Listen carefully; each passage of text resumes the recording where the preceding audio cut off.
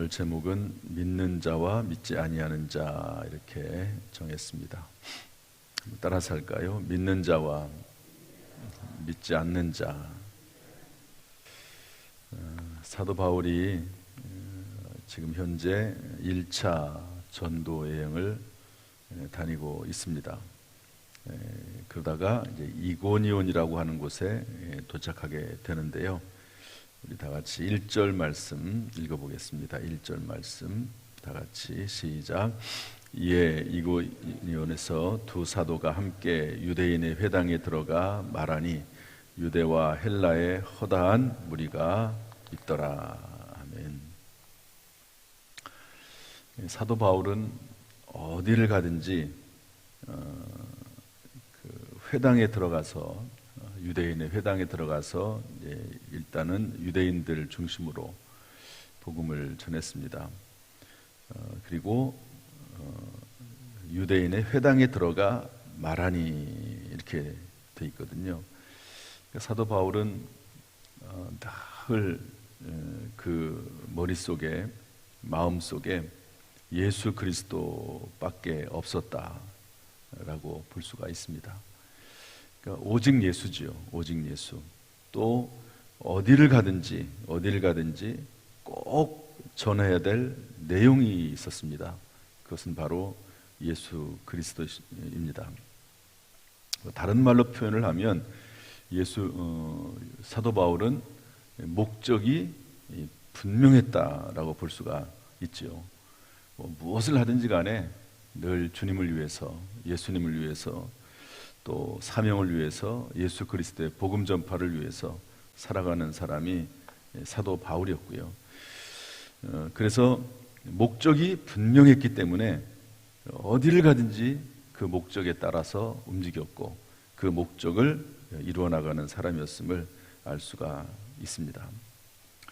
목적이 분명한 사람은 다른 말로 해서 예수 그리스도로 충만한 사람은, 예수 그리스도를 인생의 목적으로 삼는 사람은 어디를 가든지 꼭 전하고 싶은 것이 있고 또 그렇기 때문에 환경이 중요하지 않았습니다. 목적이 있는 사람은 환경이 중요하지요.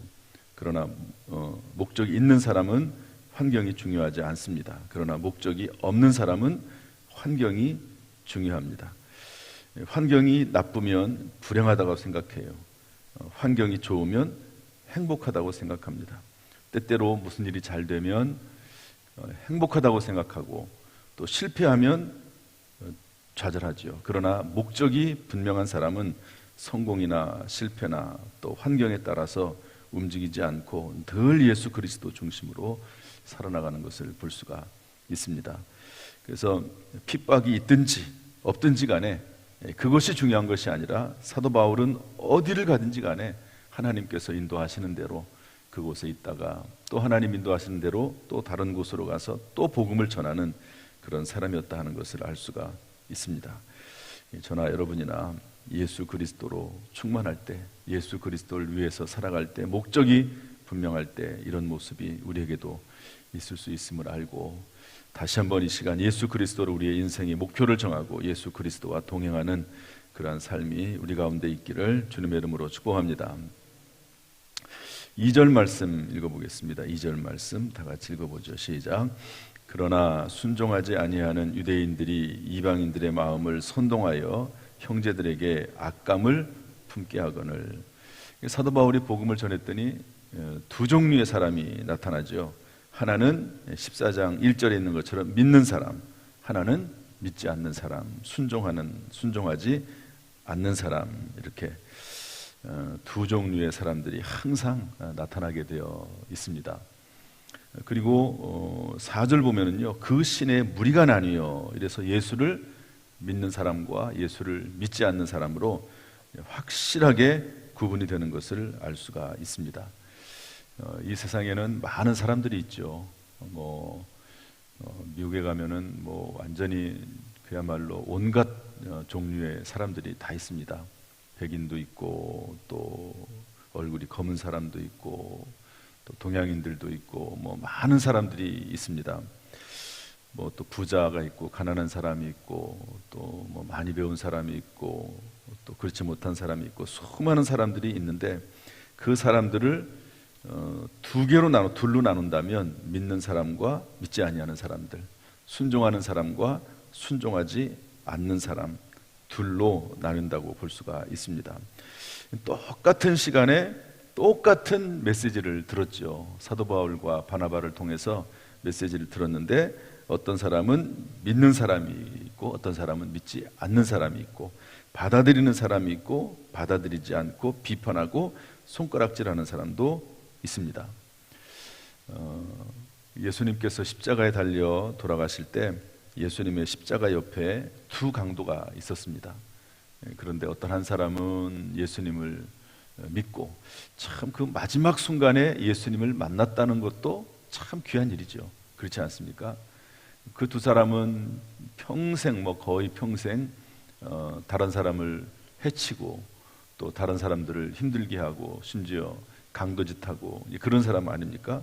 그런데 그 마지막 순간에 예수님을 만났다는 것이 참 귀중합니다.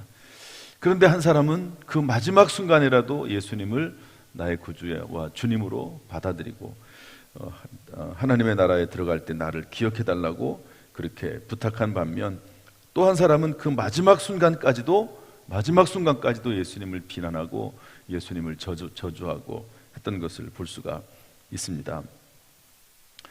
이것을 보면은요, 메시지가 문제라기보다도 듣는 사람이 문제인 것을 알 수가 있습니다. 그 듣는 사람이 어떻게 반응하느냐에 따라서 어떤 사람은 구원을 받기도 하고 받지 못하기도 하고 믿기도 하고 믿음이 없기도 하는 것을 볼 수가 있지요. 여러분, 우리가 오늘도 이렇게 말씀을 듣습니다. 또 지금까지 얼마나 수많은 말씀들을 들어왔습니까? 그런데 이 말씀을 들을 때 반드시 두 종류의 사람이 나타나는 거죠.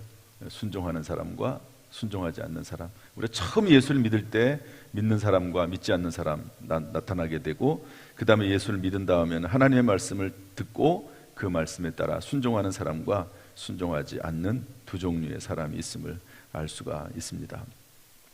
하나님께서 우리에게 힘을 주시고 지혜와 능력을 주시고 은혜를 베풀어 주시어서 하나님의 말씀에 순종할 수 있는 마음과 순종할 수 있는 삶이 우리 가운데 있을 수 있기를 주님의 이름으로 축복합니다.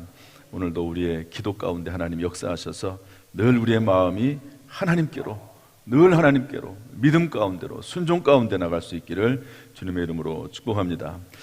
이런 모습에 대해서 사도 바울이 이렇게 대처합니다. 사도 바울이 이런 핍박과 환난과 고난에 대처하는 모습들이 참 중요한데요. 우리 3절 말씀 다 같이 읽어보겠습니다. 3절 말씀 시작. 두 사도가 오래 있어 주를 힘입어 담대히 말하니 주께서 그들의 손으로 표적과 기사를 행하게 하여 주사 자기 은혜의 말씀을 증언하시니. 오래 있었다 이렇게 되어 있습니다. 오래 있었다. 또 담대히 말했다. 그럼에도 불구하고 은혜의 말씀을 증언하게 하시는데 표적과 기사를 행하여 주사 이렇게 증거했다고 말씀하고 있습니다. 사도 바울이 어떤 경우에는 오래 있기도 하고 어떤 경우에는 짧게 있기도 하고 그랬습니다. 중요한 것은 오래 있든지 짧게 있든지 간에 성령을 힘입어서 주님을 힘입어서 담대히 말을 했다. 또 그리고 그 담대한 전파 가운데 성령께서 표적과 기사를 행하게 하셨다 하는 것을 알 수가 있습니다.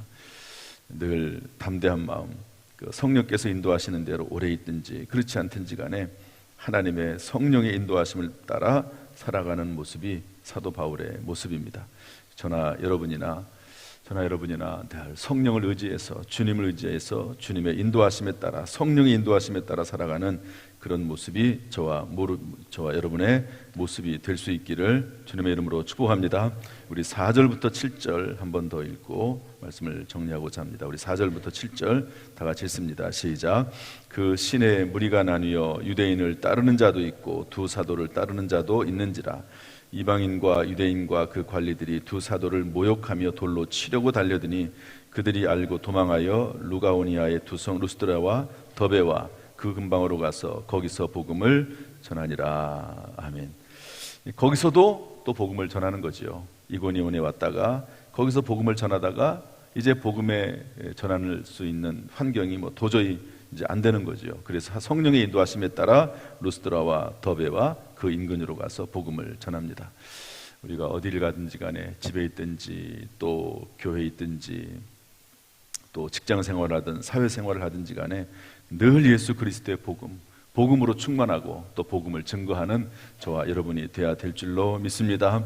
오늘도 주께서 우리에게 새 힘 주시고 새 마음을 주시고 새살이 돋아나도록 영육간의 힘을 주시기를 주님의 이름으로 축원합니다. 기도하겠습니다. 은혜와 사랑이 풍성하신 아버지 하나님, 사도 바울이 복음을 전했을 때 믿는 사람이 있고 믿지 아니하는 사람, 순종하는 사람이 있고 불순종하는 사람이 있었음을 봅니다. 하나님, 우리의 삶 가운데 주의 말씀을 주셔서 그 말씀을 깨달아 알게 하시고 또한 그 말씀을 행할 수 있는 그러한 삶이 우리의 삶이 될 수 있도록 은혜를 베풀어 주옵소서. 오늘 하루 성령께서 감동 감화하시기를 원합니다. 예수 그리스도의 십자가의 보혈로 우리를 덮어주시고 성령의 불을 내려주시어서 늘 성령과 동행하는 삶을 살아갈 수 있도록 인도하여 주옵소서.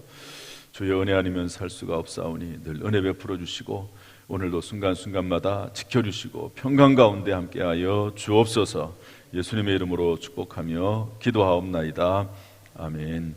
이제는 우리 주 예수 그리스도의 은혜와 아버지 하나님의 무한하신 사랑과 성령님의 교통하심이 오늘 이 새벽에 나와서 기도드리는 또 예배드리는 찬송하는 모든 성도들 한 사람 한 사람 머리 위에 부득이하게 실시간을 통해서라도 주의 말씀을 듣는 모든 성도들에게 지금부터 영원토록 순간순간마다 특별히 남은 한 주간 위에 함께 하시기를 간절히 축원하옵나이다. 아멘.